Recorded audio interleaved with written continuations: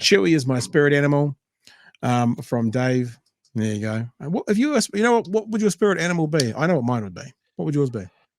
Oh, I want to say capybara, but I'm nowhere near that chill. I'm an otter. I just really like capybaras. Yeah. Biggest rodents. Is that why? Like cheese? Yeah. That sort of thing? Yeah, absolutely. and they feed the anacondas. Perfect. Brian Turner, thank you for your super chat. If for fuck's sake, it's ACT driving race relations, not national. Well, I think the only thing I would disagree with you on, Brian, is anything that goes through that ninth floor is a government policy. The treaty principles bills is a government policy. So it's not just ACT. And remember, even if it was just ACT, which it's not, because it has to have the support of the other two to go through, that makes it a government policy.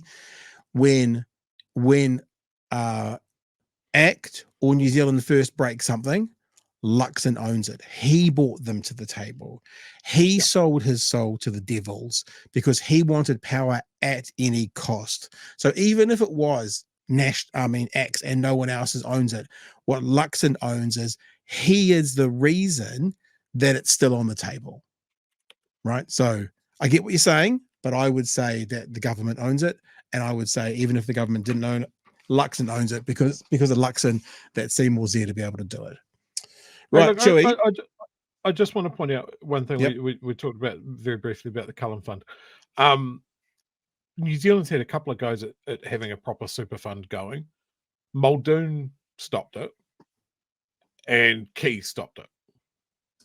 And by conservative reckonings, that has cost this country hundreds of, I think it's actually in the billions of dollars that it cost this country through just sheer politicking and being bad at numbers.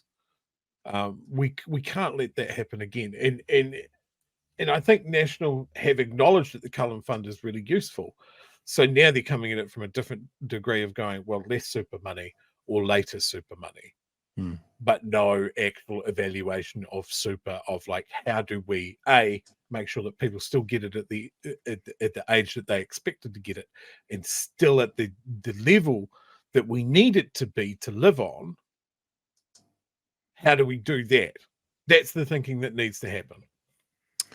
I'm with you. I'm most excited by the probably 30 or 40 spirit animals that have also been listed in the chat. Hedgehog is an interesting one, Brother Monk. Why would we go hedgehog?